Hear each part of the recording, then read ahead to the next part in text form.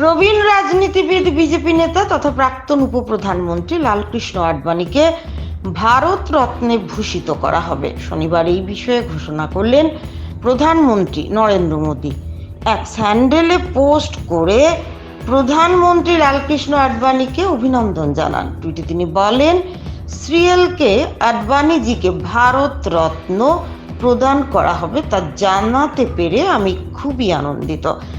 আমাদের সমসাময়িক সবচেয়ে সম্মানিত রাষ্ট্রনায়কদের মধ্যে তিনি অন্যতম। ভারতের উন্নয়নে তার অবদান স্মরণীয়। তিনি যেমন তৃণমূল স্তরেও কাজ করেছেন, তেমনি উপপ্রধানমন্ত্রী হিসেবে দেশের সেবাও করেছেন, টুইটে লিখেছেন মোদী। প্রবীণ বিজেপি নেতার সঙ্গে তার দুটি ছবিও শেয়ার করেছেন প্রধানমন্ত্রী।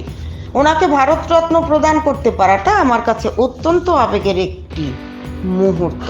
আমি যে তার সঙ্গে যোগাযোগ করার এবং তার কাছ থেকে শেখার অনেক সুযোগ পেয়েছি, তার জন্য আমি সর্বদাই এটিকে আমার সাফল্য বলে মনে করব, টুইটে লিখেছেন মোদী। 1927 সালে করাচির সিন্ধি হিন্দু ব্যবসায়ী পরিবারের জন্ম। তিনি ভারতীয় রাজনীতির অন্যতম সুপরিচিত ব্যক্তিত্ব লালকৃষ্ণ আডবাণী। বেশ কয়েক দশকের রাজনৈতিক কেরিয়ার।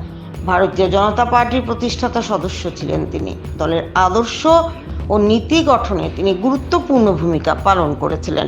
তার রাজনীতির পথ চলা শুরু রাষ্ট্রীয় স্বয়ংসেবক সংঘ RSS এর হাত ধরে। সেখান থেকেই তার নেতৃত্ব প্রদানের দক্ষতা সকলের নজর কাড়ে। রাম জন্মভূমি আন্দোলনের সময় তার পরিচিতি তুঙ্গে ওঠে।